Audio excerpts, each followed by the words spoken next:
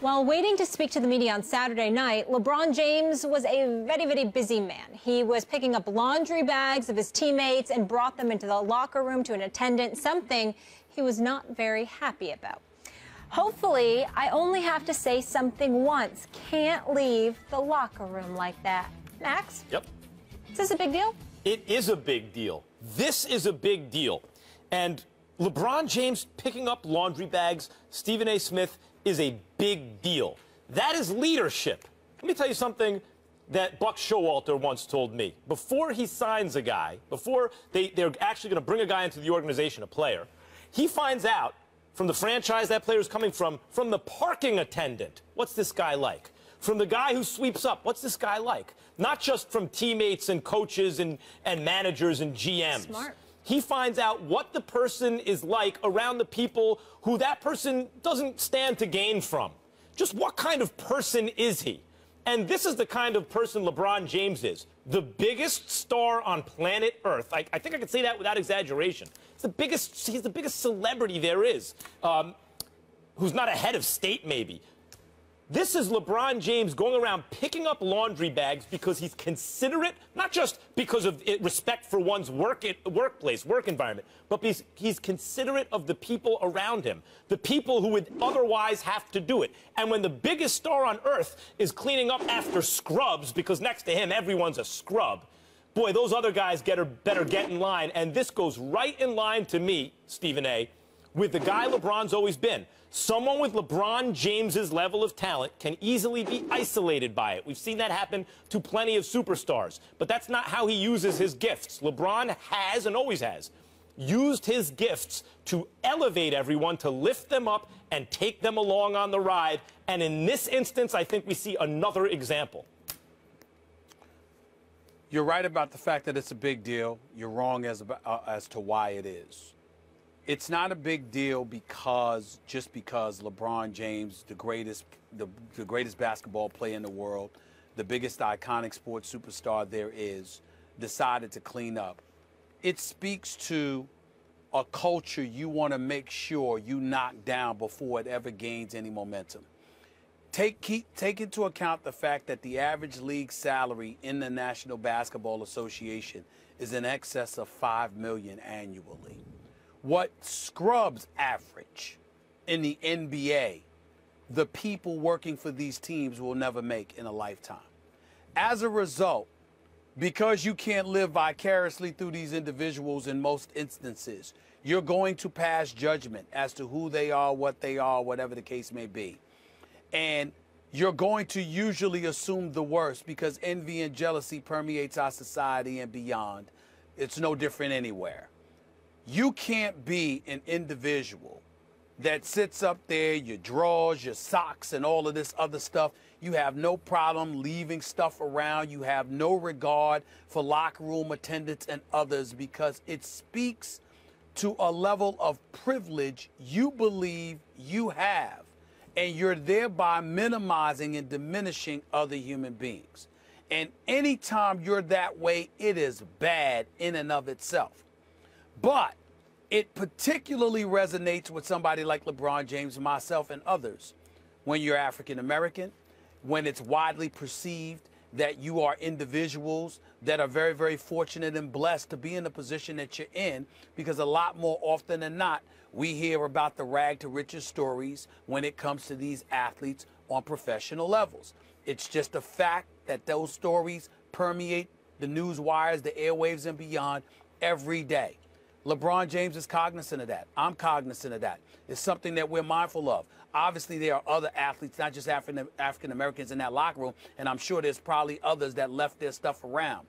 But I'm saying when you look at a sport like that, you have to be cognizant because sometimes those locker room attendants are one of your own, and they're a bit older, and the respect that you need to show them and the appreciation that you need to give them is incredibly important because they never got it anywhere else in their life. In this case, by the way, it also dovetails very nicely with, talk about changing the culture, a winning culture in a franchise. Get rid of that entitlement. Oh, you know, you won the title, you're something, you can leave your drawers around. No, you can't. You're not, you know, it's a new season. So it doesn't always work like that, that the right thing to do is also the right thing to do for winning, although we wish it did. But in this case, I think it absolutely dovetails perfectly. No. Know where your blessings come from. Of course. And appreciate that. I'm so with you guys. Makes me respect him even more that he can be the white collar and the blue collar. It's a miracle problem to have in my mind, and I'm so proud because every time Dak takes a snap, I see our future getting stronger. I see the encouragement that his future brings to this team. I see what he's doing right now, his presence on that particular series or that particular down. All of that is there, and then I look over there, and in my mind, someone that is very capable of winning it all. So normally we say if you have two quarterbacks, you have none. But, of course, this instance is very different, Max, and in Jerry's world as well. Do you agree with him that this is a miracle problem to have? First, let me say, because we're on the subject of the Cowboys, I said a couple segments ago that T.O. went from the Cowboys to the Eagles and went to the Super Bowl. Obviously, he was on the Eagles first and then the Cowboys. Second, of course, it's a great problem to have. Of course, it's a miracle problem to have. Most teams don't have a single, not most, many teams are looking for a single good quarterback. And the Cowboys have two, a veteran and a rookie. That's a great problem to have. But let me translate what Jerry Jones is really saying here, Stephen A. Smith. He's saying Max Kellerman was right. Right? Do you remember what I've been saying this whole time? Romo's job, because Jerry Jones kept saying it's Romo's job, it's Romo's job. I said, yeah, it should be Romo's job, unless Dak Prescott still only has one loss. The Cowboys are still sitting on one loss when Romo's ready to play. Then the history of the NFL has been, it doesn't matter if you're Kurt Warner, you can lose your job to injury. You can win it by injury, and you can lose it by injury. Mark Bulger's the hot hand, even if he's not as good as Kurt Warner on his best day. It's Bulger's team. Warner gets traded ultimately or has to leave St. Louis ultimately. That's the way it works. And what I really see Jerry Jones doing here is softening his position. His position was, when Romo's healthy, it's his job. Oh, but look, we still only have one loss. Well, maybe it's still Dak's job. We have to wait and see. That's what I see Jerry Jones saying here, Stephen A. Smith. It doesn't matter to me what Jerry Jones is saying. I find him laughable because I find him laughable.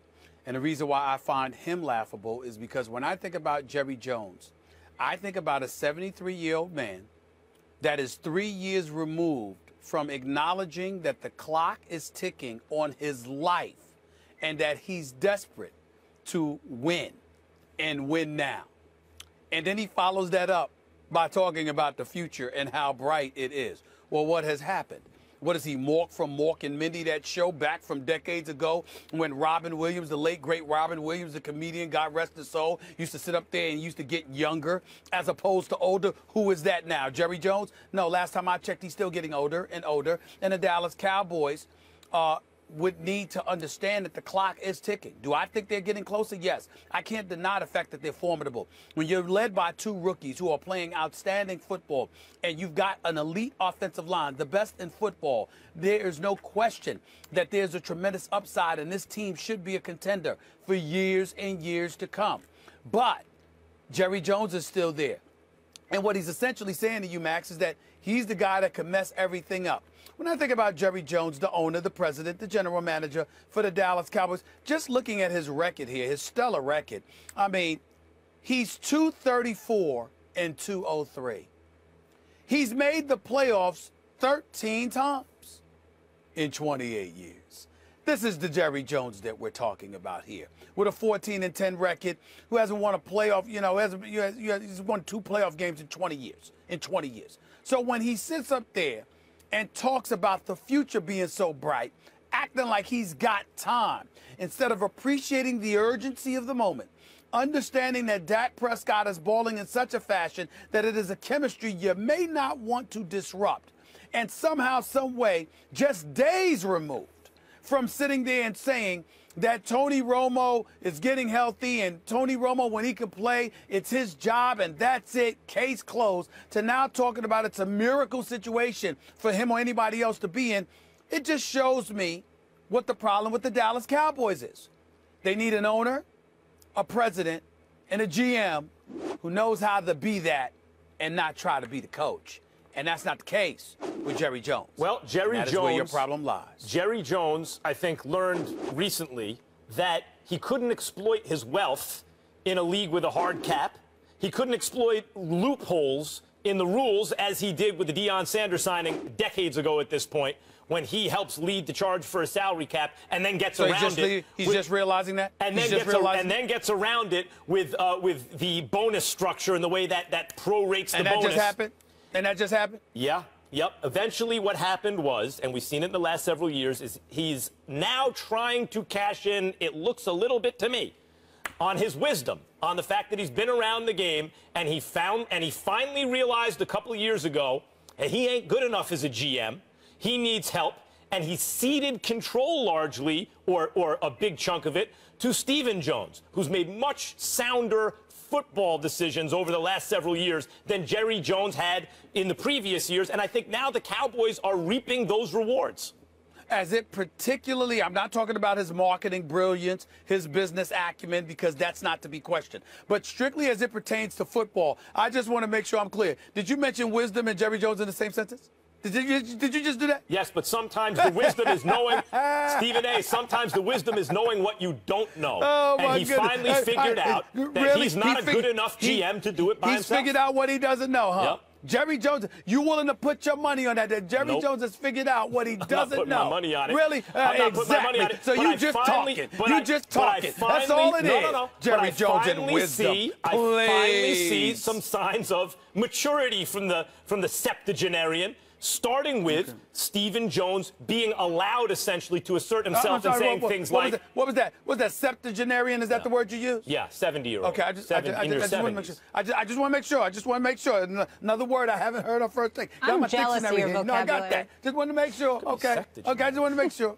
I just want to make sure. The point is, remember when he wanted Johnny Manziel? And by the way, you don't even have to know that. Everyone just knows knowing Jerry Jones. Johnny Manziel's available. You and I both know. He had to be It was drooling. the alcohol. It was rumors of other issues why Jerry Jones was dissuaded. No, it's because Stephen Jones put his body in front of it and drafted an offensive lineman who's worked out a little good. And I'm telling you, it wouldn't have happened if Johnny Manziel was coming out of Texas A&M clean. Jerry Jones would have overruled his son. That's what I'm saying. Stephen Jones has been running the show much, much more in recent years than he ever had, and maybe more than Jerry. And it's paying dividends for them now. Really? It's paying dividends? Yeah. Now? Oh, now. Oh, okay, good. Not the last 20 years. Okay, I just want to make sure. Well, you know what I'm saying? One good season in the last decade. He's running the show. Stephen Jones increase in control is not that old. It's over the last several years. That's how long it takes to put a team together. And apparently they've been put together. Like I said, you're very understanding. With you, no one gets fired. I mean, everybody have a job in the perpetuity because, after all, it takes time. It takes time. Everything takes time. Coordinators, coaches, players, everything takes time in the world of Max Kellerman. Yeah. Everybody will have a job. Stephen A. Smith, no one would be employed. You fire everybody. You're right. You're right. I damn sure would. I damn sure would. I'd be the first to tell you. All right.